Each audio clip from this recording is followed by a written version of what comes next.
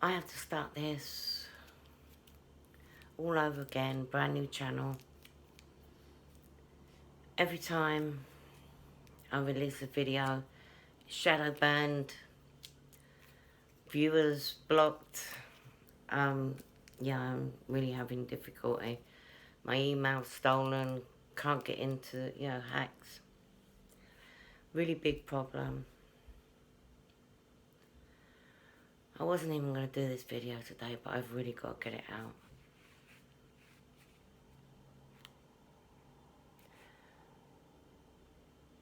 The longer it takes me to do them, the longer I stay in this situation. You know, I can't go to the police for help. I've been abducted 4 times. By the police. Locked up in hospital to have my memory wiped. But yeah, it's been a real crazy situation. So what I'm going to do is start from where I thought the beginning was.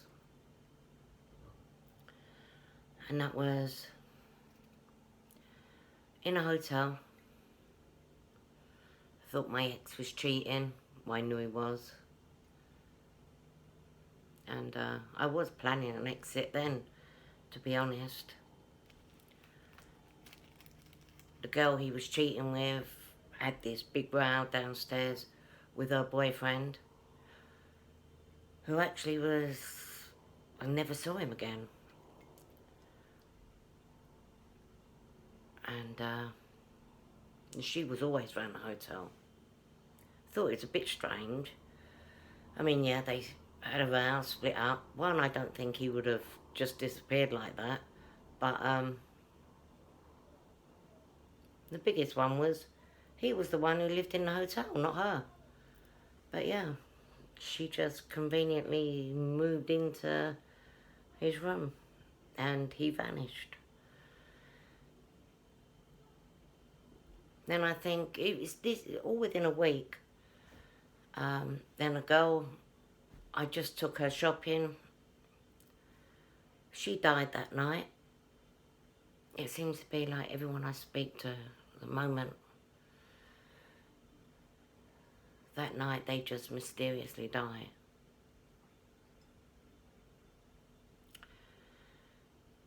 I think it was about 2 days later, my ex came in the room and said, oh, somebody else died last night.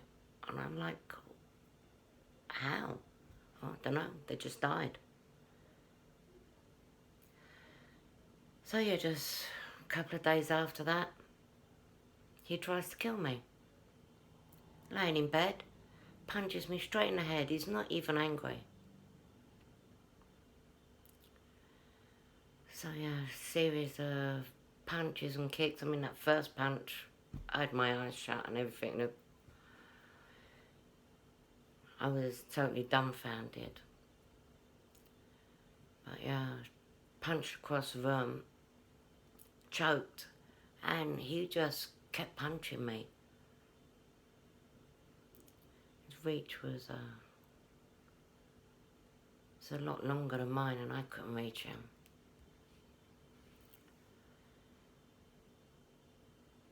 But yeah, by the hand of God, I got out there. I collapsed in the car park trying to get away.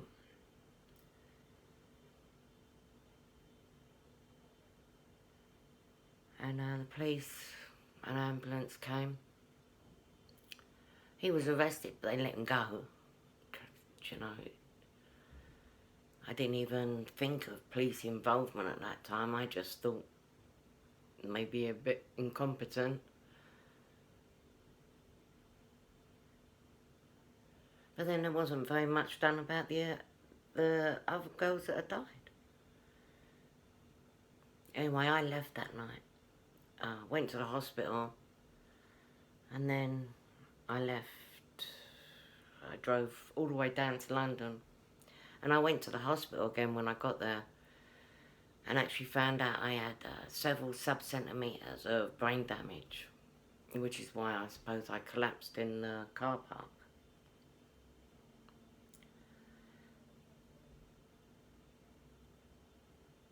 They said I would have fits and blackouts, and I could lose the sight in my right eye. Fortunately, I didn't get any of them. I mean, God is good, you know. God is good.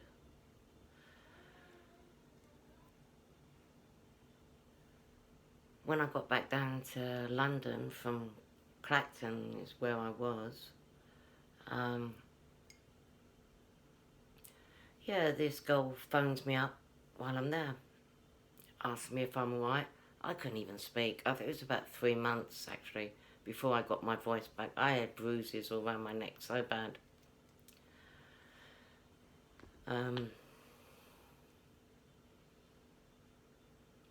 But I thought it was very sweet of her to actually phone and ask me, you know, how I was.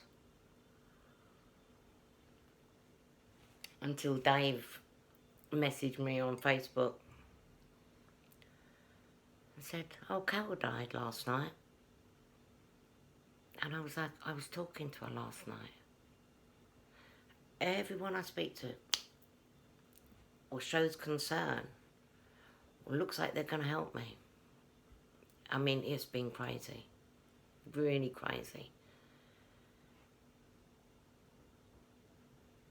I was being hacked, tracked.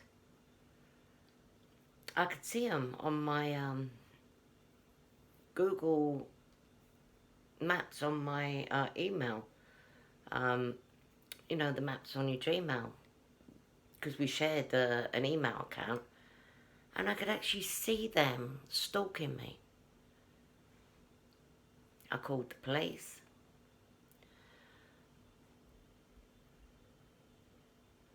They wouldn't do anything. And then I started getting this blackmail. Continuous blackmail. Evidently, he'd made a video of us in bed and he was going to blackmail me with it. But of course, he'd already told me that he'd shown everybody this video and they all had a good laugh.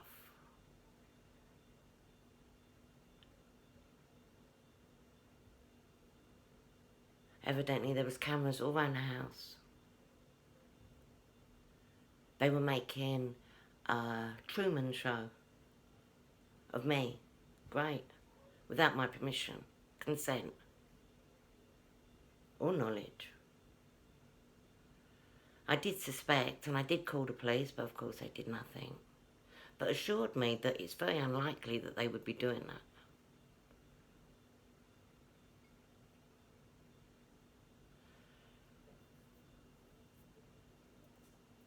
I had the humiliation thing from all his friends. I didn't even realise how many people was involved in this thing. But yeah, when I went back down to London that night, I found out that he'd been drugging me, poisoning me. He was threatening my son's life.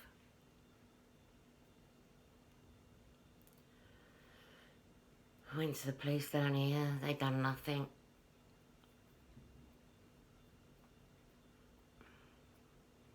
I said they'd stolen my phone, my jewellery, all these things. They said I would just have to accept the loss. I said the phone goes into my bank account and everything.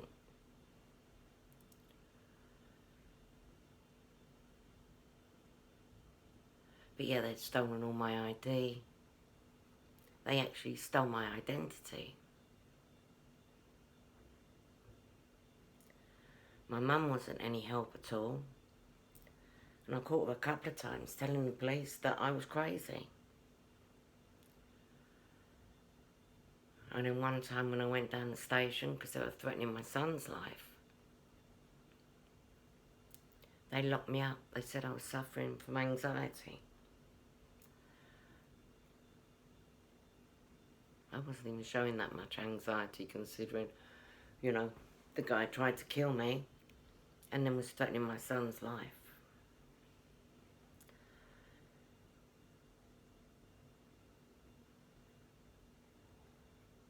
But all they were concerned about, you know, I mean, I did have a tribunal and I was released.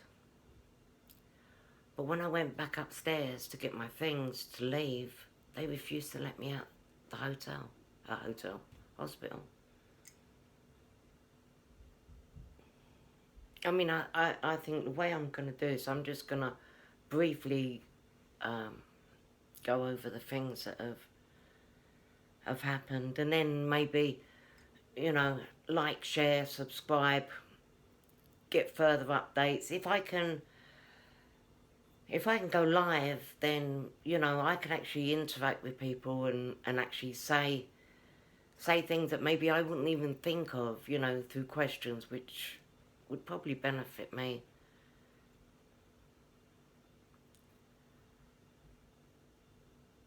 Yeah, I'd be glad of the input. But yeah, my son was doing his nut, and thankfully it forced their hand and they released me, but they weren't gonna. But then, you know, I've actually been abducted, like I said, 4 times by the police and dragged into the hospital, drugged, attacking me at night. And this is the biggest thing, is I'm attacked every time I shut my eyes. No matter where I am, they break in the middle of the night, and they burn. I have burns all over me. I have bald patches all over my head where they're burning things into my head and my back. I mean, I am so badly scarred. It's not even a joke. And it continues. 2 days ago was the last time they did it.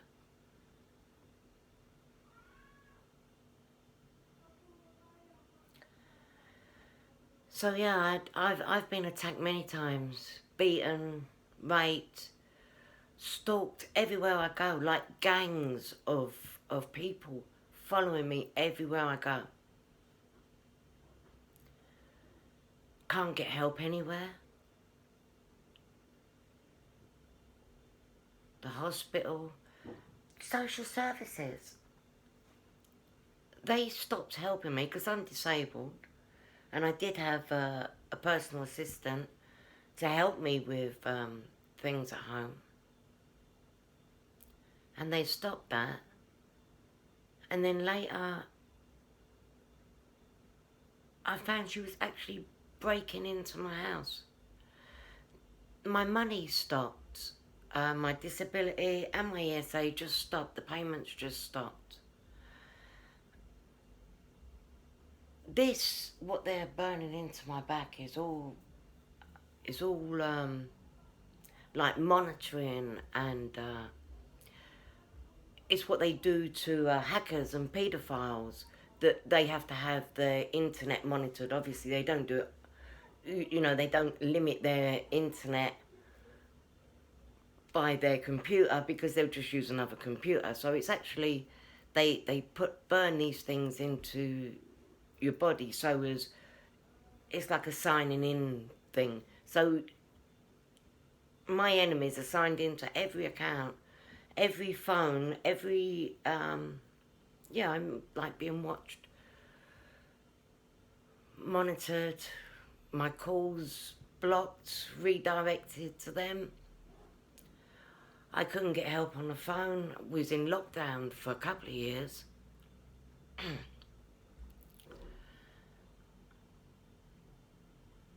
I mean, I escaped London because it got so bad. I mean, I was literally left for dead. No help from nobody. And, I mean, I changed all my locks, tied up all my windows. And of course then the police come, 5 of them, with a signed thing, warrant from the judge to come in and speak to me, along with the social services and 2 crisis team. But of course they brought the ambulance along because they knew that they was going to drag me out and lock me up in the hospital.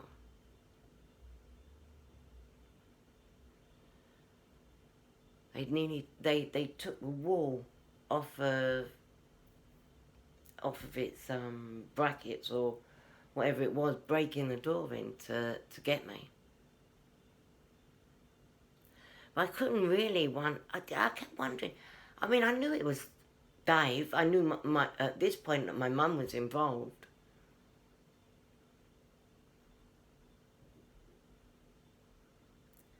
But I couldn't think, how is he getting the hospital and the police to do all these things for him? Obviously, there's a lot of money involved. And I didn't actually work it out that I'd been left an inheritance that I didn't know about. 2 or 3 of them, actually, that I didn't know about. That my mother had stolen and actually hired everybody, all my friends, the rest of the family, my ex's family, everyone that I'd come in contact with, they were paying them to keep me basically in a glass jar. Yeah, I can go where I want, but I don't go on my own. Yeah, I can ask for help, but I don't get it. I mean, I kept holding out for the thought that there has to be help out there for me somewhere. Otherwise, they wouldn't bother with trying to keep me quiet. They wouldn't bother with sending me, dragging me, kicking and screaming to the hospital to have my memory wiped if they weren't concerned about somebody. You know, somebody out there was capable of helping me. But it wasn't the police. And it wasn't the FBI, which I was actually directed to at the American Embassy. They refused to help me. And I went to the National Security, I don't know if it's MI5 or 6, just at Vauxhall. And that was the craziest thing, because one, they were just treating me like an idiot at the gate, and of course they weren't going to help me. But as I was wearing a sun top with it all exposed on my back, right across my back, and it's very obvious, especially to the authorities, what it is, you know. And I walked up and down outside the building, and the cameras, instead of following me, they was avoiding me. So obviously there was somebody they didn't want me to see, but for some reason it was just so well organised.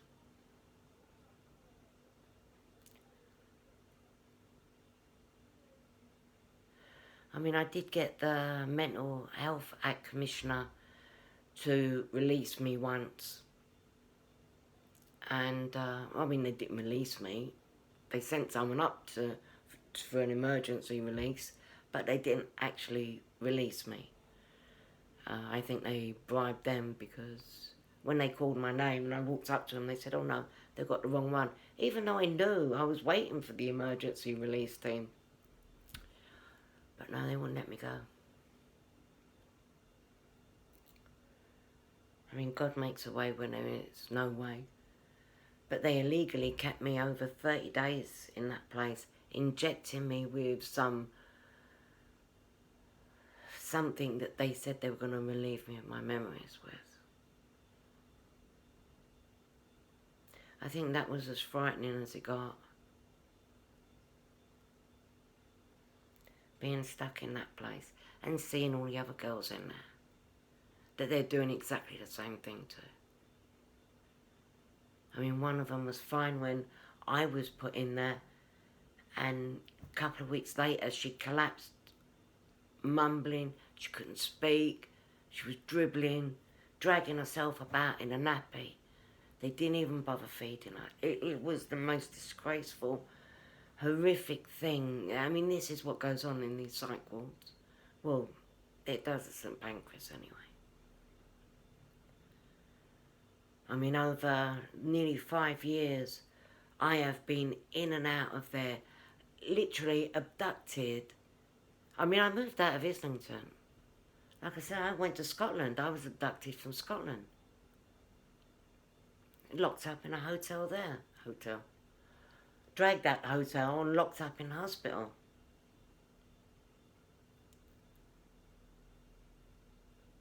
I went from hotel to hotel to hotel because I wasn't going back to Islington. But the police, no matter where I went, got me. And the doctors came from St Pancras. They came from Islington, specially to see me. I mean, they even paid for a private ambulance from Blackpool, which was the last place that I lived. And I lived at 92 Savile Road, 90 to 92 Savile Road in Blackpool.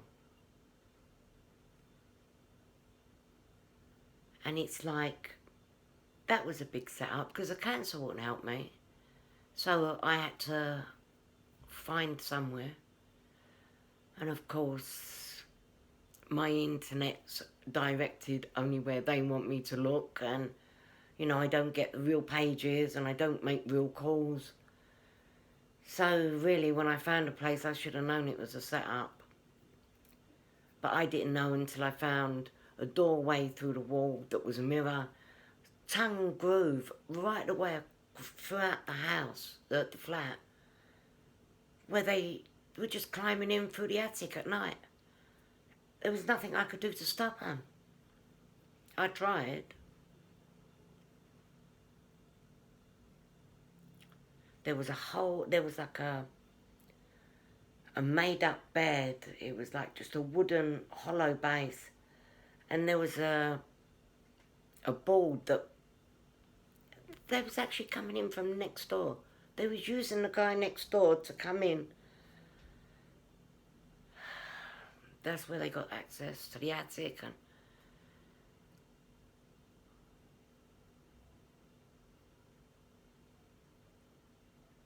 my nose has been broken so many times, or just punched. It's just total rubber.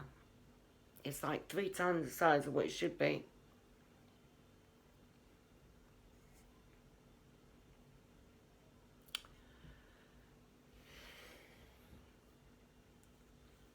Yeah, I've got so many scars. It's not even worth counting them anymore.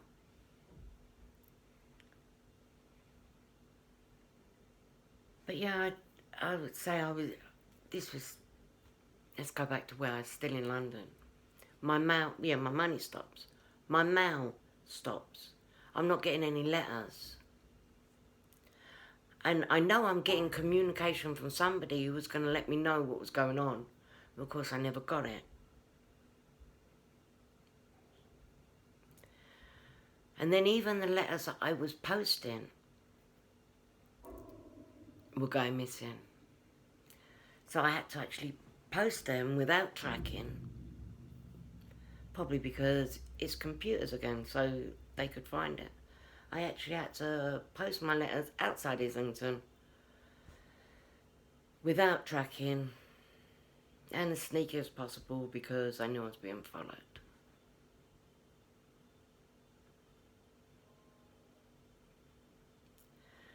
The council wouldn't help me in Islington.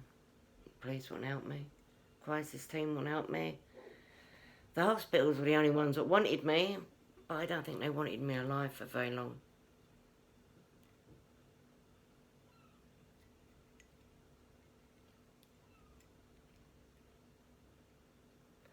It's like being attacked and just waking up. Couple of ribs broken, you know.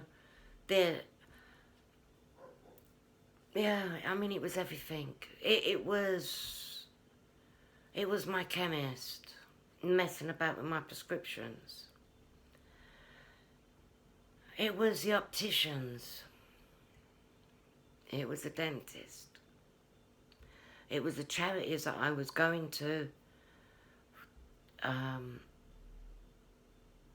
So as I could eat. Because my family wouldn't help me and I wasn't getting any money. I had people breaking into my house all the time, and when I stopped, you know, that's when the police would come and drag me out. So whatever it was absolutely vital that they had my flat, or they had me, but I moved out in the end. I went to an activist camp in Euston, the Stop HS2, and I was attacked there continuously. Followed everywhere. Beaten stupid. Battery acid rubbed in my face. The police wouldn't help me, and being in lockdown, there was just nothing else. And I couldn't use the phone or the internet.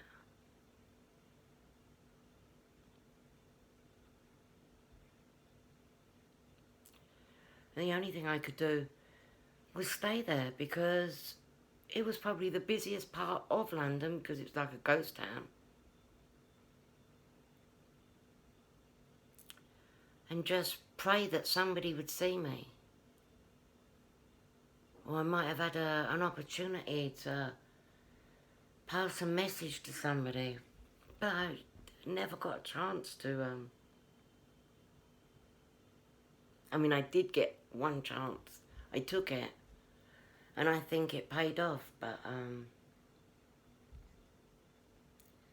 yeah, it seems to be people in government that are actually keeping this lockdown and stopping me from getting any help. Because it's not individual police officers. No one will help me from here to Scotland, Blackpool, Doncaster, Leeds, all over London.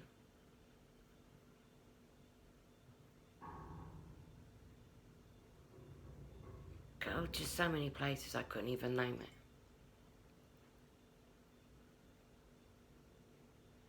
So no one will help me with accommodation so as I could be safe. No one would actually help me with the problem. It's like I was just going from hotel to hotel. And every hotel that I stayed at, you know, the hotel gave the people keys to come in and attack me. It has to be somebody in government, or a lot of them in government. Whoever the minister is above the police, the minister, the health and social security, or the probably. My friend kept going on about the Secretary of State is her friend. Oh, there you go, there's one. I think they all resigned. I think that was when I started to twig.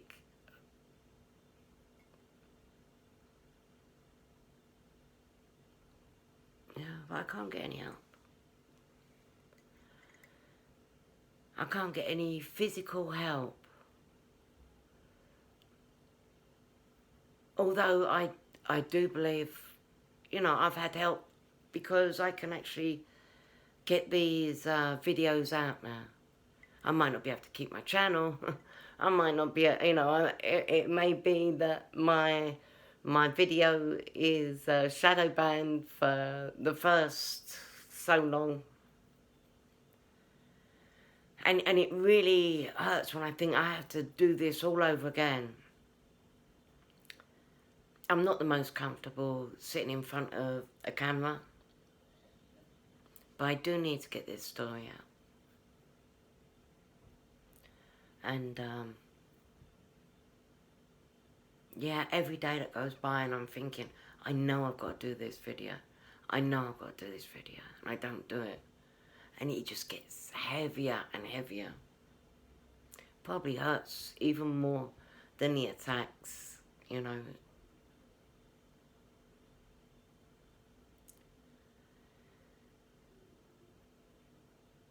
I can't, there is just so much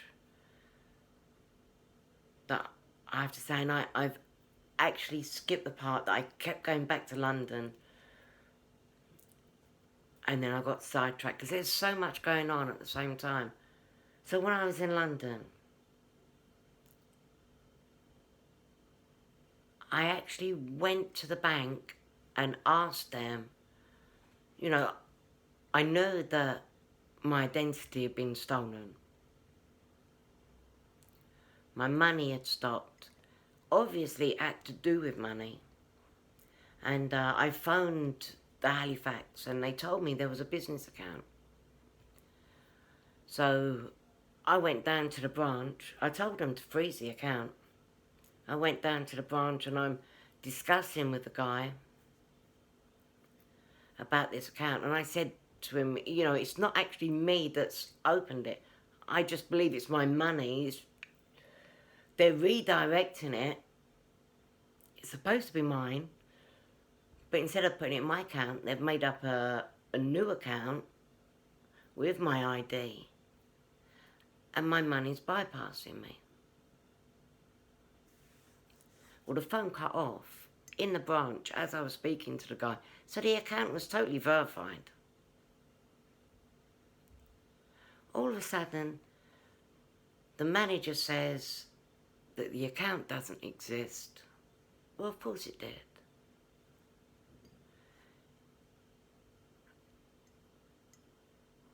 And then he looks in my account and he sees that I had something like £2.50 in my account. And he just laughed at me. He wouldn't contact the fraud for me. Obviously, I couldn't do it.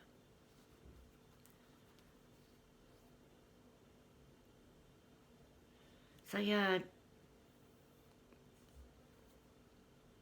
they was very smug, and it's like they all knew I couldn't get any help. So it didn't matter how they treated me. And when I say I was treated badly by everybody, it's not even an understatement. I mean, really badly.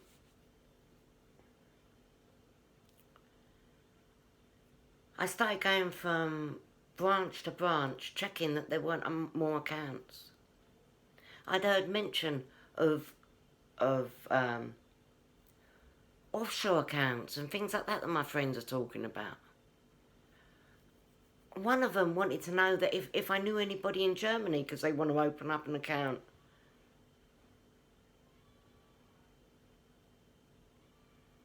It's like everybody just thinks I'm stupid.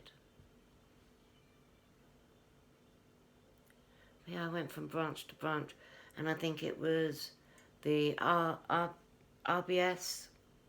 I went in there, and I gave them my passport. They told me, yes, there is a bank account. It's pending at the moment. So I said, shut it down, please. Oh, no, we can't do that. I said, why not? I've given you my name and address. I've given you my ID. If that account is made up from my name and address, then you need to shut it down now because it's not mine. No, you have to do it online. So then I explained that I couldn't do it online.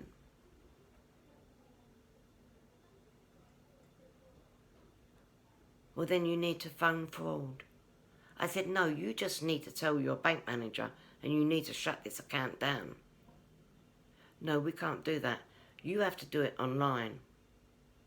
And then they ushered me out telling me to shut up.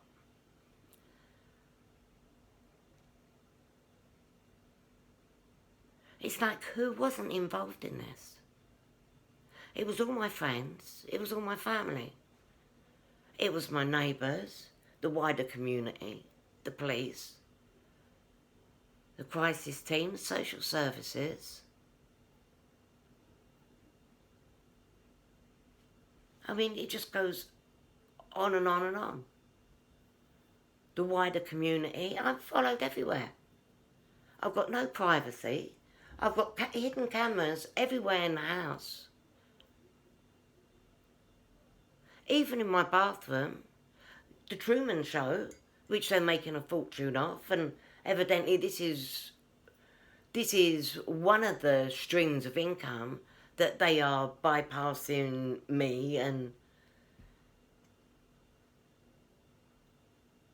it's absolutely disgusting. That I would, you know, I'm a grandmother. Why would I want to choose now to start exposing myself, my life, my privacy, my bathroom? I mean, come on. What are these people sick? And when I went to Blackpool, I mean, I finally got my money sorted out. I'm trying to get a Motability car because I need to get about. And the guy was lying through his back teeth. It's like I never had any choice of any car. It had to be this particular one that doesn't really go over 70 miles an hour. When I got it, I got a ticket on my car with a blue badge 2 days in a row. And the second day I was walking out to the car and the car locked as I walked towards it. And I absolutely knew that the guy was going to do it. So there's another key to my car that he's given to other people to terrorise me. It's like people were taking my car out at night using all my petrol. I was like, yeah, and taking my blue badge out the window so I get a ticket, then putting it back. So as I would think that I'm going mad, which I'm far from thinking that I'm going mad.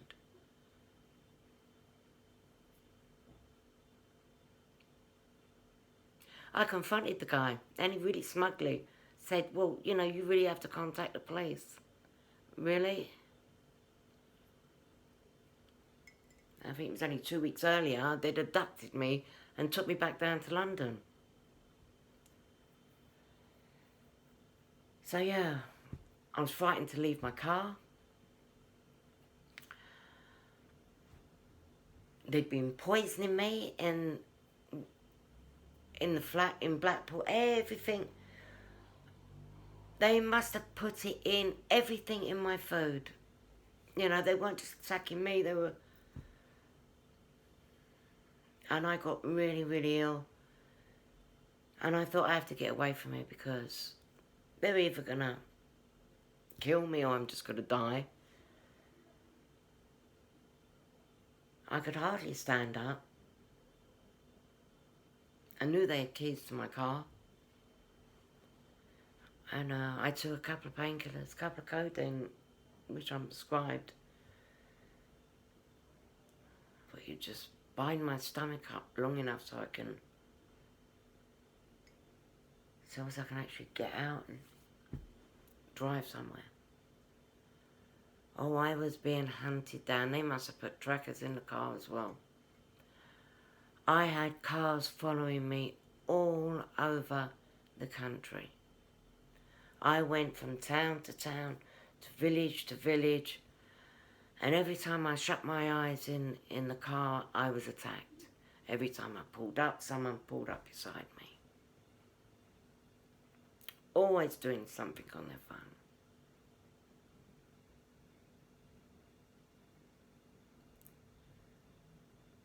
I called the police and I said I'd fallen asleep in the car and yeah, I got these guys following me and I've been attacked. How do you know you've been attacked? She said to me. I thought I didn't even tell her that I was unconscious. I didn't say that my attacker's favourite time is to sneak up on me when I'm asleep and chloroform me or whatever else they do so as they can give me a good beating without me waking up.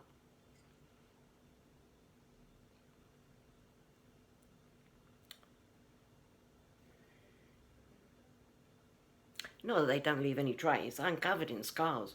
Head to toe. Head to toe.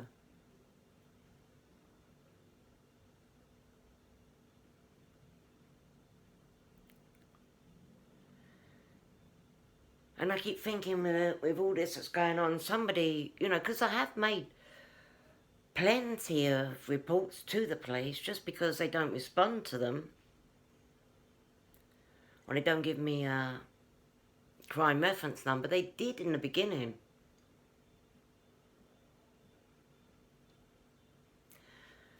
You know, if they wanted to help, and obviously they don't.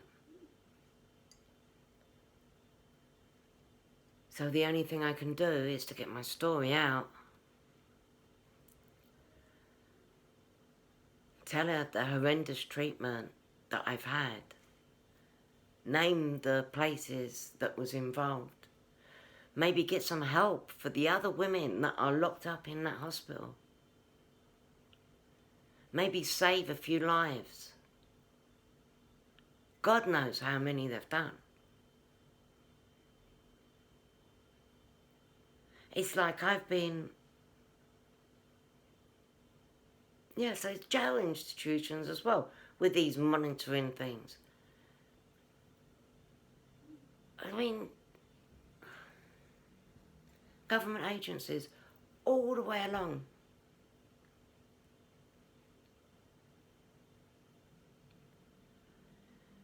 Yeah, I need help and I need my story to get out. And like I said, please like, share, subscribe. Get this circulating, please. Look out for any updates, and look out if I do manage to go live. You know, ask what you will. Absolutely anything you want to ask. I mean, okay, I'm very aware that probably 90% of my viewers are going to be my enemies, but hey ho, we got to do this anyway. And if there's anybody out there that has a podcast, and you know, drop me your email in the comments. I'll get back to you. Maybe we can set something up. I'm a lot better speaker when I'm speaking to somebody than when I'm actually talking to myself. I'm really not a good talker when I'm talking to myself. I can get very lost. And there's plenty of rabbit holes to jump down with the places. I'm recalling all these things. And, you know, many times there's a lot of these things that was happening all at once. You know, when you're just talking, you can only say one thing at a time. Or what came first, or what's more important. And, yeah, your questions would be. So, yeah, please. Let's see if we can, or I can, hold on to this channel. Get my videos out. I'll make a note of the things that I've forgotten in this one, and maybe I'll update it with the next one. Maybe I won't get shadow banned. Maybe I can keep hold of this channel. And yeah, I'm going to thank every single one of you that have watched this, and I really do appreciate you. Even if you're my enemies, I really need this to get around, and I need help. My name's Mrs. Angela Taylor. I'm not missing, I'm not crazy, and I'm not dead. So, because there are rumours, there's been enough attempts, and I think people are just taking it for granted. Oh, but I've got to be dead by now. But trust me, I'm far from dead. God has his hand on my life, and I ain't going nowhere. But yeah, thank you very much, and I'll see you again soon.